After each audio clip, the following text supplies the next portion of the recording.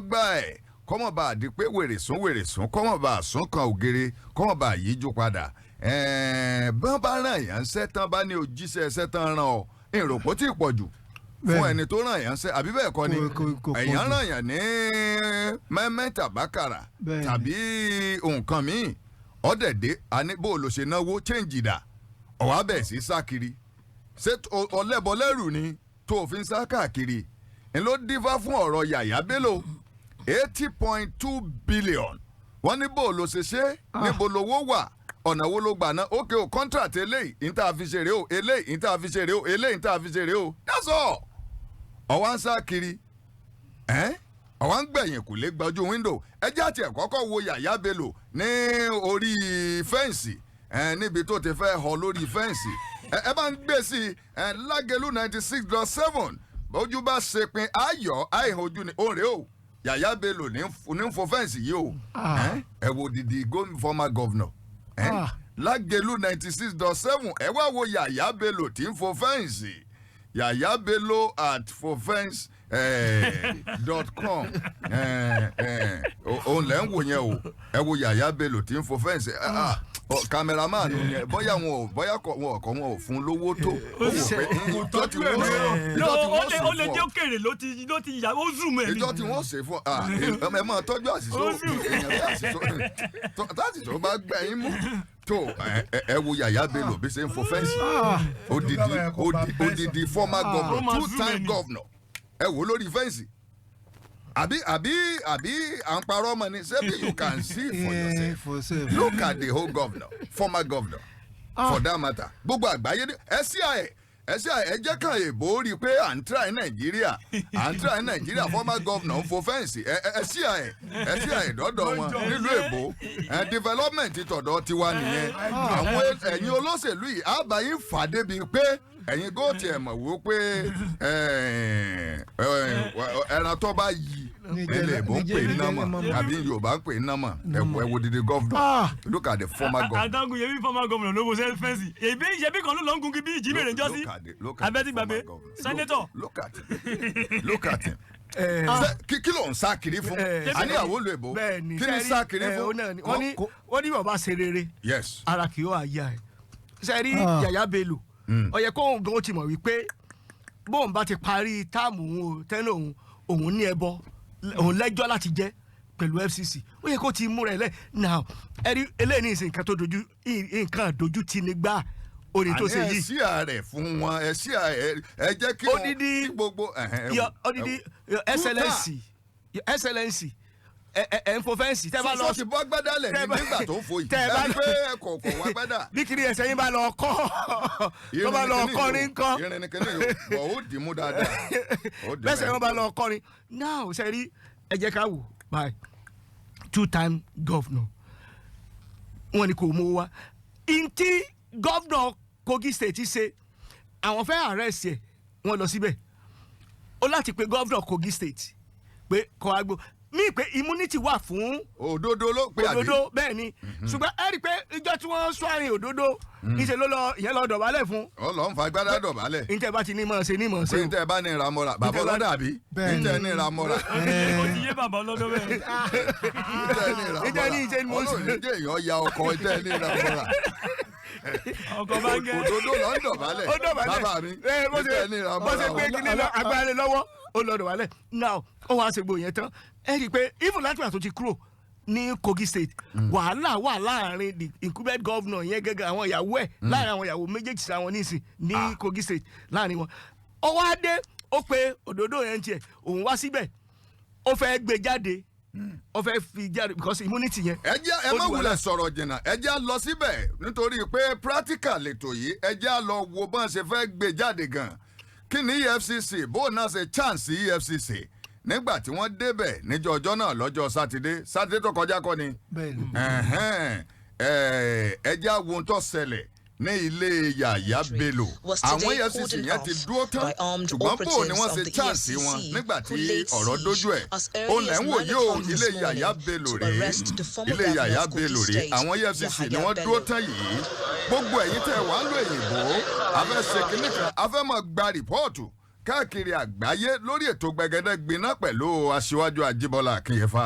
ètò àwa ṣe ni wípé ẹ sọ orílẹ̀-èdè tẹ́ ẹ wà lágbàáyé tẹ́ ẹjọ́ ọmọ Nàìjíríà tẹ́ sì gbọ́ Yorùbá ẹ wà á sẹ́ǹdì pé London mọ̀ wá o ẹ kọ́ sórí WhatsApp mi London ẹ kàn kọ́ London kẹ̀dẹ̀ kó kọ yín èmi ni Gbàdàmọ́sí Àìbùkí London ẹ kàn kọ́ bẹ́ẹ̀ ẹ sẹ́ǹdì mẹ́sẹ̀gì yẹn ẹ sẹ́ǹdì ẹ̀ sí 08032426464 08032426464 ẹ sẹ́ǹdì ẹ̀ báyìí orílẹ̀-èdè tẹ́ ẹ wà kò ní fi ṣe Egypt lẹ́wà Israel lẹ́wà ní Egypt làwọn ọmọ ní Mose ti kú àti àwọn mẹ́sẹ̀lì tí wọ́n ti lọ sí Israel ẹ̀ bá wà ní Egypt ẹ̀ bá wà ní Israel kò sẹ́yìn tẹ́ wà ẹ̀ sẹ́ǹdì ẹ̀ pé Egypt làwa sí wa o àwa ti lọ sí Israel ti wa o ibi tẹ́ ẹ bá wà lágbàáyé ẹ̀yin ẹ̀ sá sẹ́ǹdì ẹ̀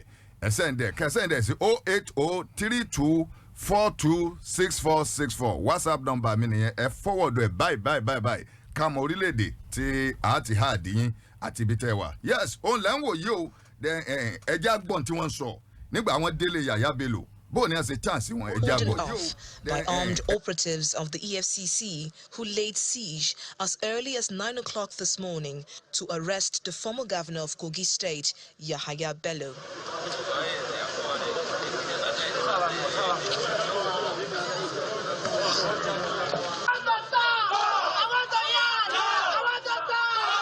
Loyalists and aides of the former governor, including police officers, are seen mounting a resistance, forcing operatives of the EFCC to mount watch a few meters away.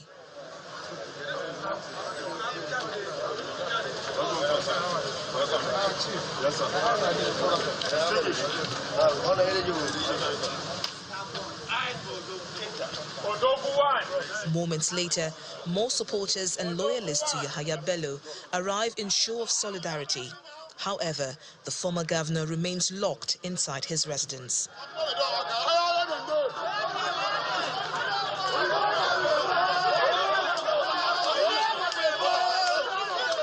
With the EFCC still mounting watch, hours later, the current governor of Kogi State, Usman Ododo, arrives to the cheer of supporters.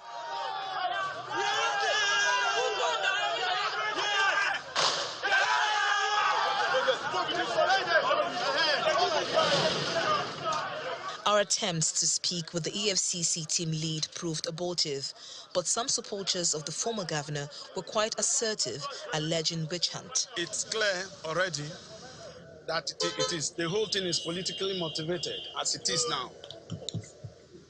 You can see it. Every normal human being can interpret what is happening now. The former governor just paid a visit to Mr. President just a day before yesterday. And today, this attack came. It's clear. You can read it. You can read within the line. I am not sure those guys are from EFCC because there is a subsisting court order. I am sure they have regard for rule of law, and I don't think they are above the law. So I have my doubt. I have my reservation. Maybe they are not from EFCC.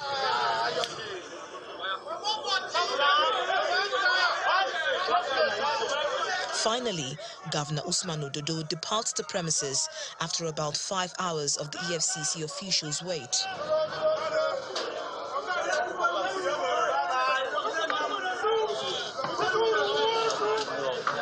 A little while later, the EFCC officials also depart. It's been 7 hours since the operatives of the EFCC laid siege here at the premises of the former governor of Kogi State, Mr. Yahaya Bello. The EFCC operatives have now left the premises without the former governor in their custody. Meanwhile, there are several court documents that have emerged, while the High Court in Lokoja has issued a restraining order on the EFCC as it concerns arresting the former governor.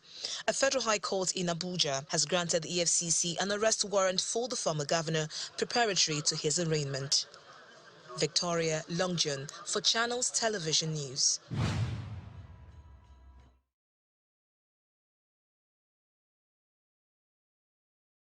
Benghazi Street at Wuse Zone 4 in the Federal Capital Territory was today cordoned.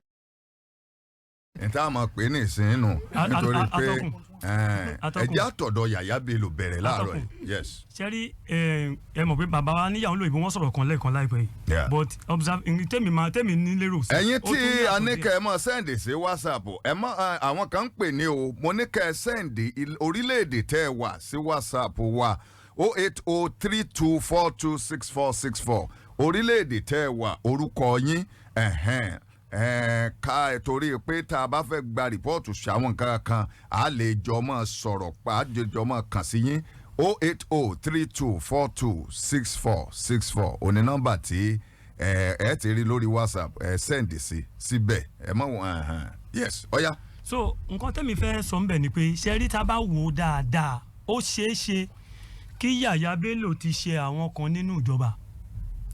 Kí ló bá Jésù ń sọ yìí. ẹ máa gbọ́ kí ló bá Jésù ń sọ yìí. ẹ jẹ́ ìyànnà náà ọ̀rọ̀ tí mò ń sọ délẹ̀ ẹ jẹ́ ìyànnà náà ọ̀rọ̀ tí mò ń sọ délẹ̀ ṣé bí Nàìjíríà la wà Yahaya Bello nìkan kọ́ ni former governor tó máa kúrò ní APC ṣé mọ̀ bẹ́ẹ̀ Yahaya Bello nìkan kọ́ ni former governor tó fi ẹ̀yìn pọ́n owó ìlú tó fi pọ́n lọ sí ọ̀kadà. ẹ fà wọn yòókù lẹ́nà ẹ fèsì Yahaya Bello. mo mọ nǹkan tí mo fẹ́ mú jáde. kí ni ọba Jésù sọ yìí. atọ́kùn mo mọ nǹkan tí mo fẹ́ mú jáde ẹ dẹ̀ mọ̀ pé òótọ́ ni nǹkan tí mò ń sọ. ọyẹ ẹ tẹ̀ wájú. ṣẹ́rí ní Nàìjíríà tẹ bá rántí ọ̀sẹ̀ ọmọlẹ̀ sọ́njọ́ sí pé ẹni tí ó bá jẹ́ olè tó kówó ìlú jẹ tó bá ti gbà fún APC ẹgbẹ́ APC ó ti di sẹ́ǹtì. ṣé bí ìlú la wà nígbà tí Ganduje tó ń fi agbádá pọn $5,000 ṣé bí gbogbo ọ̀la gbọ́ sí. irọ́ wọ́n sì wà lórí ẹ̀ o wọ́n sì wà lórí ẹ̀ o. ṣé bọ́n wà lórí àbí. suspect yàtọ̀ sí criminal. mo ti gbọ́ nǹkan tẹ́ sọ. ṣùgbọ́n bẹ́ẹ̀ ṣe sọ yẹn ọ̀rọ̀ wà ń bẹ̀. ṣùgbọ́n Ganduje tó bá jẹ́ wípé ìlú tó mọ nǹkan tó ń ṣe ni. yes. kò yẹ kí Ganduje wà nínú ipò tó wà ṣé bí suspect ni tó bá jẹ́ ìlú òyìnbó ni. o tún wá lọ jọ lórí ẹgbẹ́. bó ṣe jẹ́ suspect yẹn kò lè wọn ò ní jẹ́ kó di ipò kankan mú títí tí wọ́n máa fi ṣe investigation yẹn wọ́n ti yọ kúrò ńbẹ̀. so ẹ bá notice pé gómìnà Kánò lọ́wọ́lọ́wọ́ ó ń bá Ganduje fa wàhálà tá ẹ bá máa wò ẹ máa wò ń bọ̀ bá máa fi tó àárín ìjọ mélòó kan ẹ nígbọ́n kankan mọ́ ń pa ẹ̀. bọ̀ tí Yahaya Bello nǹkan. tí Yahaya Bello tí mo sọ̀rọ̀ tí divert tí Yahaya Bello mo kàn fi ti Ganduje ṣẹ̀dáǹpù ni tí Yahaya Bello bá ní àwọn kan tó ṣẹ̀ nínú ìjọba lọ́wọ́lọ́wọ́ gbogbo ẹnu ni mo fi sọ fún yín pé ọ̀rọ̀ ẹ̀ ò ní le tó báyìí. ẹ máa gbọ́ FFK tó ń pè ní Fani Káyọ̀dé nígbìjọ́sí tí EFCC ń lé kiri torí nígbà tó jẹ́ mínísítà torí pé ó ní àwọn ẹbọ kan lẹ́rù nígbà lọ́jọ́ ènìyàn APC ṣe é padà gbọ́ nǹkan kan pa ẹ̀ mọ́. ẹ wo gbogbo àwọn tí wọ́n wà ní opposition party tẹ́lẹ̀tẹ́lẹ̀. ọba Jésù tí wọ́n lé mò ń bọ̀ o ẹ má bínú sá o. ọba Jésù ẹ jẹ́ kí n bí yín léèrè ìbéèrè APC sẹ́yìn kọ̀ọ̀kan mi PDP sẹ́yìn kọ̀ọ̀kan mi. wọn ò ṣẹ̀mí o nǹkan tó kàn mí ni pé òdodo tí gbé orílẹ̀-èdè lékè lórí ètò yìí. òótọ́ lèmi sọ ẹ bá rí tí wọ́n bá lé. ẹ jẹ́ n bí yín léèrè ìbéèrè kí ló mú Yahaya Bello ti fi ń sá kiri. That's my question for you. Tí mo bá bọ̀ nbẹ̀ náà nìyẹn. O fẹ́ gbẹ́lẹ̀ kò fẹ́ gbẹ́lẹ̀ that's not my business. Ohun tí mo bá bọ̀ nbẹ̀ náà nìyẹn. Kí ló mú tó ń sá kiri? Ohun tó mú tó ń sá kiri ni pé Yahaya Bello lẹ́bọ̀ lẹ́rù. Ló ṣe ń sá kiri ṣùgbọ́n ohun tẹ́mi ń tẹ̀ láti sọ rèé. Ẹ má gbọ́dọ̀ sọ yẹn pé wọ́n fẹ́ gbẹ́lẹ̀ tán bá ti jọ ẹgbẹ́. Kò fẹ́ gbẹ́lẹ̀ APC ló wà ohun tí mo ń gbìyànjú láti sọ ẹ̀yin náà mọ̀. Ní Nàìjíríà ṣe tó bá jẹ́ wípé ẹni tí tó bá jẹ́ wípé sẹ́rí ń tẹ́ sọ. ìkọ̀ọ̀kan láàmú mú wọn. mi ò agree lórí ń tẹ́ sọ. sẹ́rí ẹni Yahaya Bello tí kò ní APC. sẹ́gẹ̀tì èmi ò mọ̀ tí gbọ́dọ̀ yín kó kúrò nínú ẹgbẹ́ òṣèlú APC. sọyẹ yín nìsín APC ni APC member. now sẹ́rí pé Yahaya Bello ó ṣe àwọn èèyàn kò ṣe àwọn èèyàn ìyẹn kékeré nìyẹn ìyẹn ó pe ẹrùfà nǹkan sẹ́rùfà ó ṣe àwọn èèyàn ṣé kò ṣe gbàsá. wọ́n ti fẹ́ tra ẹ̀ speaker Kaduna ó ti ń bà fà. Ganduje kí lè rò pé fatẹ́rù fa sẹ́mọ̀ bẹ́rù fa ti lọ́tọ̀ sẹ́mọ̀ bẹ́rù fa ti lọ́tọ̀. n kò tí ì yé yẹn kò tí ì sọ jáde. ṣé Yahaya Bello náà lò. ṣé Yahaya Bello yà tán. ẹ sà náà ẹ máa gbọ́. ó ní àwọn kọ̀ọ̀kan tí wọ́n ìjọ ọba dá ọ̀dá eléyìí ó jí 80 billion. náà ẹ wò gba ayé Fáyọ̀sé nígbà tí Fáyọ̀sé kú òun bẹ́ẹ̀ sẹ́n pé Buhari àbíta ló wà ní gọ́ọ̀mẹ̀ntì gbà yẹn bó ṣe parí ó máa sọ rẹ̀ dání polo ó sì lọ́ọ́ fara èèyàn lọ́dọ̀ àwọn EFCC pé òun dé o ẹ̀ka òun kò sí nǹkan tó mú láti máa lọ sọ́hún. kí ló ń sá fún. ó ní àtọ́ni jáde àṣọ fún lọ sọ́hún ọwọ́ tẹ́ ẹni mo jí èmi ò jí o. wọ́n dẹ̀ fún ní ẹni sùúrù ẹ máa gbọ́ tó bá ti kàn yín padà lẹ́tọ̀ sọ̀rọ̀. ẹ máa gbọ́ mọ̀ bọ̀ sẹ́rí now kò sí tó mú láti máa yọjú sọ́hún tó bá yọjú wọ́n bí ẹ léèrè wọ́n nígbà tó ní pẹ́ ń bẹ̀ lọ́ọ̀yà rẹ̀ ó tẹ̀lé ẹ lọ wọ́n dẹ̀ béèrè fún bẹ́ẹ̀lì ẹ wọ́n gbà jẹ́ bẹ́ẹ̀ gbogbo àná ẹ wo iye àwọn tó ti mú látàyè EFCC láyé Ọbásanjọ́ tó ń sẹ́ wọ́n gbà bẹ́ẹ̀ lẹ́sẹ̀ bẹ́ẹ̀ lébò fẹ́ẹ̀ kí ló ń sá fún ó túmọ̀ sí wípé ìtọ́ sọ pé o ṣe lóòótọ́ nìyẹn lọ́tọ̀ àbáṣe kí ló ń sá fún. ọ̀dẹ̀ra 20 naira nínú 15 naira ó kù 30 naira wọ́n dẹ̀ bó ní 30 naira yòókù ọ̀wá ń sá kiri so tó bá túmọ̀ sí pé òótọ́ ìtọ́ sọ irú ọwọ́ pamọ́ ẹ̀ òní láti mọ̀ fún fẹ́ǹsì. ẹ ṣe rí i pé ẹ tó wà ní social media yìí kọ̀ọ̀kan fi gbàgbà láì ó tún gbé padà sórí mi tó fẹ́ fò fẹ́ǹsì kí ló fẹ́ fò fẹ́ǹsì fún. o ní fò fẹ́ǹsì yìí o. kí ló fẹ́ fò fẹ́ǹsì fún. sẹ́mu tó yẹ pé owó tó jí ẹ̀rọ ìgbọ́ tó yẹ pé owó tó jí sẹ́mu tó yẹ pé owó tó jí tó yẹ pé ààrẹ ló kó lé lọ́wọ́. àní àwọn olùyẹ̀bọ̀ àwọn ọmọ rẹ̀ náà máa wò báyìí. wọ́n mọ̀ pé dáàdì wa fò fẹ́ǹsì dáàdì wa fò fẹ́ǹsì. sẹ́mu nǹkan tí ò da ò da nǹkan tí ò da ò da gbogbo èèyàn ló mọ̀ tẹ́ ẹ bá dé Kogi tá a bá ń travel lọ sí Abuja inú gbogbo ojú ọ̀nà tó burú jù ojú ọ̀nà Kogi state ni lẹ́yìn ọ̀nà tí Dangote ṣe ní Ọbàjá náà tó wà bẹ́ẹ̀ yẹn nìkan lẹ́ni sọpọ́lẹ̀ tó dáa ẹ lọ wo kí ló fi gbogbo owó yẹn ṣe ẹ jẹ́ máa tún aláṣìírí náà ẹ jẹ́ ká give mo máa ẹ̀kọ́ mi ọ yẹ ká give kudos fún Tinubu ìjọba Tinubu ìdí ni pé God bless you APC ni ẹ̀yin tẹ́ ń gbọ́ mi lábùjá nílùú Èkó ọ yẹ ká lè give kudos fún ìjọba Tinubu. ẹ rí i pé àwọn èèyàn kan tiẹ̀ because àwọn èèyàn kan wádìí mi wọ́n wò pé ń bo lọ́ba Ajíbọ́lá Akínfà òṣèlú wo ẹgbẹ́ wo ló wà nǹkan kan wo ló wà ṣùgbọ́n ẹni tí bá ń wò sẹ́jú àkàn yóò sì pẹ́ létí omi nǹkan tí màá kàn sí o ní pé ẹni tó bá ti ṣe dáadáa ń mọ̀ a máa sọ màmá jìn bẹ́ẹ̀ni tí n bá rí bàbá Tinubu mo lè dọ̀bálẹ̀ fún aláàrọ̀ pé bàbá ẹ pẹ́ fún wa ẹ ṣe gan tí wọ́n ṣe dùn mọ́ mi nù pọ̀ ó sì dájú àtòrí Yahaya Bello ń pè wọ́n bẹ́ẹ̀ni one month pressure bẹ́ẹ̀ni ṣe rò pé kò náà ní láṣìírí lọ́wọ́ ni ó dídẹ tó lè máa fi tírẹ́tì wọn bẹ́ẹ̀ni pé ẹ sọ fún bọ̀bọ̀ yìí kó padà lẹ́yìn mi bẹ́ẹ̀ kọ́ nǹkan bọ́ọ̀sì o bẹ́ẹ̀ni but wọn dá lónà. wọ́n ní lọ́ọ́ fi rẹ̀ hàn fún wọn kí ló ń sá kiri fún lọ́ọ́ fara ẹ̀ hàn so a fi hàn pé àpẹẹrẹ ìṣe ruling party ló wà kẹ́sì pọ̀ latan gbogbo ẹ̀ mọ̀ kò sọ pé òun latan kò lóun fẹ́ kó nu APC so ìyẹn lásán tí ó ṣe yẹn tí bàbá ṣe ó yẹ ká give kudo fún wọn kí Yahaya Bello lọ́ọ́ fi rẹ̀ hàn fún ìjọba. tí bàbá Comrade Adesina tó bá ti sọ̀rọ̀ èmi ní àwọn nǹkan kan tí mo fẹ́ sọ mo dẹ̀ láwọn nǹkan tí mo fẹ́ fi ṣe example fún yín. ọba ni Jésù mo fẹ́ kí gbogbo wa jọ mọ nǹkan kankan. angu tí. orí kò mi yọ ẹ sọ̀rọ̀ bàbá. angu tí o lọ yẹn wáìtì rẹ tó wọ̀ lónìí. angu tí o lọ yẹn òun go deep ni tá bá ń go deep láàmú sọ̀rọ̀ pé ǹjẹ́ kákọ́ọ̀sì yẹn ò ti fọ́ kọ̀tí ẹ̀ bá ti pín nínú ilé ó máa ń wáyé bẹ́ẹ̀ bọ́n tá à ń sọ ní ìsìn ni pé sówó Yahaya Bello sálárì ẹ̀ sí iná ní ọmọ gbé lọ lé ni àbówó aráàlú ṣé bí nǹkan aráàlú náà béèrè lọ́wọ́ ẹ̀ wáì tó ń sá lọ́wọ́lọ́wọ́ báyìí ọ́fíìsì ó dà èmi ò bá rọ ó di ọ́fíìsì fún wọn ni bẹ́ẹ̀ni ó dẹ̀ jẹ́ wọ́n ní explanation anybody tá a bá ti pè ní olórí and they ask you to come and explain olórí ẹrú ni ẹ tá a bá ti pè ní leader olórí ẹrú ni yóò jíyìn iṣẹ́ rẹ̀ lórí ẹrú tó kó jọ ìtàn ni ó wá ṣe nìyẹn inú wa dẹ̀ dùn bàbá Tinubu ó ti fi lẹ́gẹ́sì ilẹ̀ báyìí kò wọ́dọ̀ kú sórí Yahaya Bello tó pé àwa tá a jẹ́ ẹgbẹ́ tó máa ń mójútó kí ló ṣe wọ́n ti fún wa ní ráǹkì báyìí irú ẹ̀ lèmi àti yín báwa náà bá fẹ́ yẹn kan tó bá fẹ́ fún Ghana lọ́la bàbá Tinubu eléyìí fẹ́ fún Ghana o sóhun èso ọmọ APC ni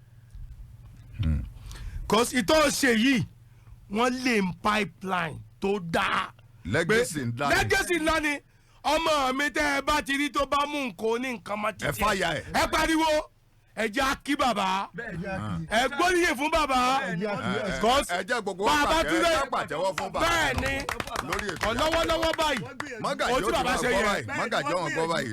ṣé o pé nísìnyí tó bá mú ọbàdàn tó bá mú gómìnà PDP. àwọn èèyàn ní sọ̀rọ̀. wọn ò ní sọ pé wọ́n wí church. kíní kan mo fẹ́ fi sí. ẹ jẹ́ bàbá ọ sọ̀rọ̀ bàbá gbógun bàbá sírù. ṣe rí pẹ̀lú ọkùnrin tó fo gánà yìí. Yahaya Bello. Yahaya Bello yìí kí AK fo gánà. bàbá kí EFCC chairman àti bàbá Tinubu kí wọ́n rántí dáadáa o kí wọ́n make sure pé wọ́n ń tẹ̀lé kíní ìbò ṣe ń lọ nítorí pé kíni àwọn tí ń ṣe ìjọba lọ́ọ́ báyìí àti ń ṣe lọ́ọ́ báyìí àwọn náà ṣe ń tó burú ju ọkùnrin yìí lọ Yahaya Bello yìí lọ nítorí ìgbà tí ó bá parí ẹ̀ kọ́mọkọ́jẹ́ pọ́n lórí. ẹ ṣe rí ibi tí bàbá lọ yẹn ẹ jẹ́ sẹ́yìn ọ̀nà kan kékeré díẹ̀ ẹ jọ sà. ẹ má lọ sọ́dọ̀ ẹlòmíì o. mi ò lọ ọ̀dọ̀ ẹlòmíì. Yahaya Bello why tó ń sá kí ni ibikíbi tó wà báyìí kí ni àmọ̀ràn yín fún. sẹ́rí number one. that's where we are. number one kí Yahaya Bello kó submit ara ẹ̀ kọ́ wádìí ẹ̀ ṣe understand torí tí ò bá gbé gbèsè tó gbé kò ní máa sá kiri ìyẹn wà bẹ́yẹn. settled báwo tẹ́ mi try láti sọ bàbá mention. ọ̀pọ̀lọpọ̀ wọn á máa wá ẹni tí wọ́n á fi sípò tó máa rọ́pò wọn láti inú ẹgbẹ́ wọn. bàbá mention. mọ̀ ń bọ̀ bá Jésù gbogbo nǹkan tán lè ṣe náà máa ṣe láti rí i pé èèyàn wọn ló dépò. because of atrocities. bàbá mention kọjọ́ bá jẹ́ yẹn EFCC ó mú jẹ náà. bàbá mention tí ò bá jẹ́ òdodo náà wọ́n á máa mú. bàbá mention kankan sìn. pé sẹ́rí gbogbo ọ̀pọ̀lọpọ̀ àwọn tí wọ́n ṣèjọba pẹ̀lú former president Buhari tó bá jẹ́ wípé normal bó ṣe báyìí fẹ́ pé a fẹ́ fọ̀lú mọ́ a ò fẹ́ wò níwò pé ẹgbẹ́ wa lélẹ́yìí wà gbogbo àwọn tó ṣèjọba àti mínísítà o àti gọ́vnà o ló yẹ kí wọ́n ṣèwádìí gbogbo wọn one by one ṣé tó bá ti rí bẹ́ẹ̀ Yorùbá ní tí a ò bá gbá ọmọ ìyánilétí ọmọ bàbá ò ní bẹ̀rù ẹni tó bá ti rí bẹ́ẹ̀ pé president máa ṣèwádìí gbogbo àwọn tí wọ́n jọ jẹ́ kákọ́ọ̀sì nínú ẹgbẹ́ kò dẹ̀ wo pé wọ́n jọ wà nínú ẹgbẹ́ wọ́n jọ ń dine wọ́n jọ ń wine nínú ẹgbẹ́ ó dẹ̀ ṣe investigation wọn ẹni tó yẹ kí wọ́n fi abẹ́ òfin gbé wọ́n fa abẹ́ òfin gbé. now àwọn nǹkan kan tó ti ṣẹlẹ̀ sẹ́yìn ni ò jẹ́ kí ọ̀pọ̀lọpọ̀ ọmọ Nàìjíríà lè gbàgbọ́ nínú nǹkan tí àwọn olóṣèlú bá ṣe lórí investigation. so bó ṣe ń fo fẹ́ǹsì ẹ̀ tí gbàgbọ́ náà. no mi sọ pé mi ò gbàgbọ́ ẹ gbọ́ nǹkan tí mo kọ́kọ́ sọ ni. you are going deeply. Let us undo this matter bí lórí Yahaya náà tá a bá ti wá mọ bí tí kéèsì Yahaya dé àwa náà wà á gbé yẹn bọ́ ta padà pé tí Yahaya àti ríbi ó dé dúró ó kù tàwọn tó kù ibi tó ń lọ yẹn o ti ń kọ́ wọn lọ́gbọ́n kọ́gbọ́n jẹ́ kí bàbá wa parí eléyìí náà káwa mẹ́jọ kù wọ́n náà ti bá ẹ̀rùbá náà fà wọ́n bá náà tó kù. ó pe ẹ̀dẹ́ẹ̀dẹ́lẹ̀. gẹ́gẹ́ bá a ṣe sọ ohun tí wọ́n ṣe tí bàbá Tinubu ṣe yìí let him fire them. nǹkan tó ṣe dáadáa ni. ẹ rí i pé he's starting with Yahaya Bello. ìtẹ̀yìn sọ pé láyé àwọn òṣè ọmọlè kìí ṣe ayé òṣè ọmọlè lélẹ́yìí ẹ rí i pé àwọn kan wà níbí tó ń tu láṣìírí nìsín ẹ jẹ́ kó clear okọ rẹ̀ ẹ jẹ́ ó jáde kó clear okọ ẹ̀ ẹlòmíì náà mọ̀ pé if there's PDP governor tàbí senator tàbí nǹkan kan kò ní lọ pé wọ́n win ṣọ́ọ̀tì mi ni o torí pé mi sọ ọmọ ẹgbẹ́ wọn because wọ́n mọ̀ pé ọmọ ẹgbẹ́ ilé ọmọ. ẹ wo nǹkan tí Dino ò ṣe Dino Melaye ẹ wo Yahaya tí ń ṣe tó lọ sí ọ̀ọ́bì ìdí tí ẹ rí pọ̀ ẹgbẹ́ mi ni it's a shame to be the APC now ẹ̀yin ara yín náà ní kíní báyìí ṣùgbọ́n bó ṣe kó ṣèlú nìyẹn. àdúrà tẹ́mi bá ti jalè. àdúrà tẹ́mi ń gbà ní pé kọ́ mu kí wọ́n rówó yẹn gbà padà kó má dàbí $16 billion owó náà ọjọ́ sí tó ti farahàn tá a mọ ọmọ yẹn ṣe. don't go too far. ẹ jẹ́ àjọ tẹ̀lé náà. let's get to. nígbà bá débi bíríìjì across yẹ sẹ́ẹ̀rì pé wọ́n ti ẹ̀kọ́ kọ́ mu wọ́n di sẹ́ẹ̀rì wọ́n ti clear wanted by. yes now. pé wọ́n ti place on watch list náà. in fact gbogbo borders wa iná ti mójútó. tẹ̀ bá rí ní ìsìn. ẹ bá ṣe bí obìnrin tí ó ń nà bẹ́ẹ̀ ni bá jọ ní ìsìn wọ́n fẹ́ sájà lóko Nàìjíríà. wọ́n fẹ́ amú ní ìsìn owó la á fi gbowó. wọ́n rò pé Yahaya ni wọ́n kàn wọ́n fi rú tàbá fi so ní ìsìn wọ́n ti place on watch list ìyẹn ẹ rí i pé ojú tì ní a former governor wọ́n á place ẹ̀ wọ́n declare wanted sẹ́mọ̀ ó jẹ́ nǹkan tó sẹ́rí ọmọ Yahaya Bello ní tẹ́ ẹ̀ sọ pé ó step on toe tẹ́ ẹ̀ sọ lẹ́ẹ̀kan yẹn èmi lè fi wọ ẹnu sọ fún yín dó ó lè ní problem ẹ wá accident bó ṣe wọlé sí gọ́vnà gbà yẹn fẹ́ pé bí ẹ bá ṣe pé Audu bá kú nígbà náà then nígbà tí Audu dẹ̀ kú bí n tẹ́ fẹ́ gbé jáde nígbà tí Audu dẹ̀ kú Fálékè ló yẹ kó wọlé síbẹ̀ kó tó di kó wọn manipulate ẹ̀ kí Yahaya Bello tó wọlé sọ but notwithstanding ó wọlé sọ. mọ̀nà tí ìjọ tó wọlé gọ́vnà nígbà yẹn around 40 years ó ń sunkún ni. bẹ́ẹ̀ ni because kò expect pé kíní ò lè padà wá ó lè ṣe ní pé kíní. primary ló ti lọ́rọ́ ti yíwọ́ náà wọ́n tẹ̀ wá dìbò tẹ̀wọ́ tó sanwó dìbò ọlọ́run dẹ̀ wá gbógo fún ẹ. sẹ́mọ̀ ìyẹn lásán yẹ kó o lè jókòó kó o ṣe dáadáa. ọwọ́ fẹ́ dọ̀kànràn. kó o ṣe dáadáa so ẹ wo ní tí o gbọ́ ń ṣe ni ẹ pé òkè tó bá kó o mẹ́ màá fi èèyàn rọ́pò bẹ́ẹ̀ màá fẹ́ lómi rọ́pò bẹ́ẹ̀ ẹ sùn jí síbẹ̀ so ìyẹn ni ó lè máa ṣe ẹ wo problem ní ìṣẹ̀lẹ̀ pẹ̀lú Wike àti Fubara ní ìsìn lọ́ọ̀ ní ìsìn ẹ gbogbo problem so ìtàn tà láti sọ ni pé ṣe rí ìtì bàbá Tinubu ṣe nípa ọ̀rọ̀ Yahaya Bello yìí yes kudos ni ẹja gbé ló sọ fún ọ tó bá ṣe tí ọba dá a sọ pé ọ̀sẹ̀ tó ṣùgbọ́n lẹ́yìn wọ́n ṣe tó dá ọ̀sẹ̀ tó dá. ìyẹn lọ bẹ́ẹ̀ ibẹ̀ yẹn iná ni a sì wà lọ́wọ́ tí a ti tẹ̀síwájú mọ̀ ń gbọ́ láti ilé agbára wípé àwọn tí wọ́n fẹ́ jẹ alága ìjọba àbílẹ̀ wọ́n ti ń dé lọ́kọ̀ọ̀kan èjèèjì láti wá sọ tí wọ́n ó ṣe bó tiẹ̀ jẹ́ pé táìmù ọ̀hún ọ̀pọ̀ tí a fún wọn láàárọ̀ yìí ṣùgbọ́n ẹ mọ agbẹnusọ PDP tí wọ́n fẹ́ jẹ alága ìjọba àbílẹ̀ bọ̀dá Akim ẹ̀fẹ̀ engineer sí ẹ̀fẹ̀ engineer Akim Ọlátúnjí so engineer brother Akim wọ́n ti wà nílé agbára wọ́n ń bọ̀ ẹjá dókè lọ́hùn bá a bá ti padà dé kàn fẹ́ látọ̀dọ̀ Yahaya Bello àwọn tó fẹ́ gbà pínlẹ̀ Ọ̀yọ́ tí wọ́n wá ṣe dírámà fún wa pínlẹ̀ Ọ̀yọ́ rí kọ́ lágbára Ọlọ́run má jẹ́ yóò tira rẹ̀ sẹ́nu okú lẹ́nu tírélà láàrin ìgboro gbàgbọ́sà.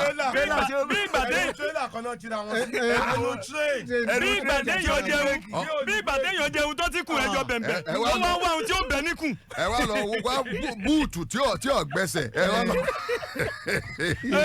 wọ́n jẹ yóò tán wọ́n wá bẹ́kùn kiri. Ọlọ́run ẹ̀jẹ̀ yóò sì rìn o. tó ẹjẹ́ àlọ́ náà ẹjẹ́ àlọ́ tá a bá padà dé ojú ọjà la fẹ́ dé ẹ kú kalẹ̀. ó lè dá ṣe o ó lè dá ṣe. Lagelu FM 96.7. tí èèyàn bá ti pamọ́ṣẹ́ kó má bàa pa